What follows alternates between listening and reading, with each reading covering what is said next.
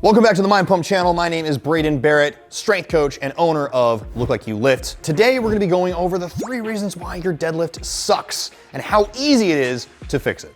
The 5 simple steps to a perfect deadlift setup. I have yet to find a single person that I've used this with where I haven't gotten a perfect deadlift setup from it. Rule number 1 with each one of these steps is the barbell has to stay over the middle of the foot the entire time. Barbell cannot leave the middle of the foot during these steps. Step number 1, we're going to approach the bar and work on our stance. Heels are going to be about hip width apart with the toes turned out about 20 degrees. Step number 2, without bending the legs, we're gonna bend over and grab the bar just outside of our legs. Don't let the bar move past the middle of your foot. Step number 3, we're going to drop our hips and bend our legs until our shin touches the bar, but again, don't let the bar move. Step number 4, we're going to squeeze our chest up, and I want you to think about trying to get your nipples to point at the wall in front of you and your butthole to point at the wall behind you.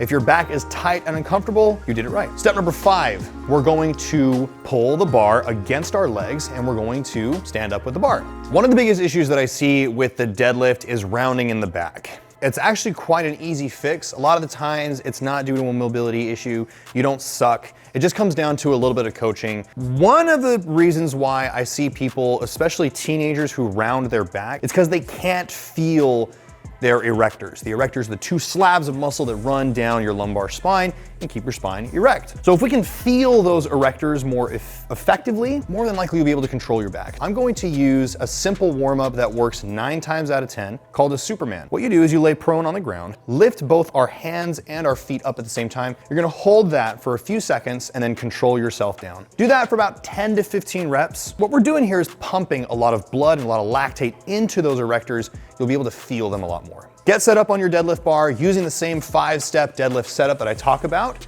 And then when you get to step 4, all of a sudden you're gonna feel your lower back more. Rounding out your back is no longer an issue.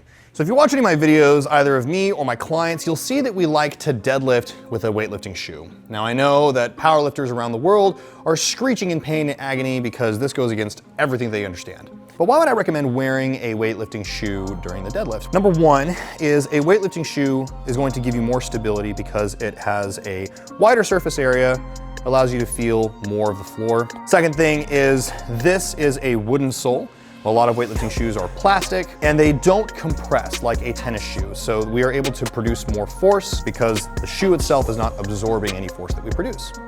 The most prominent factor that you will see about a weightlifting shoe is the elevated heel.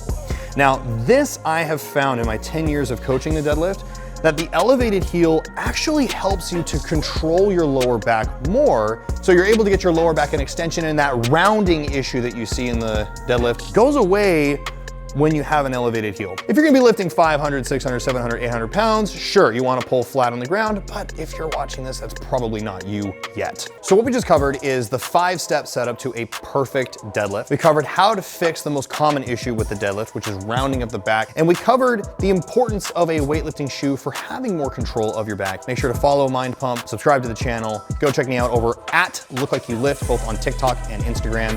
We'll see you there.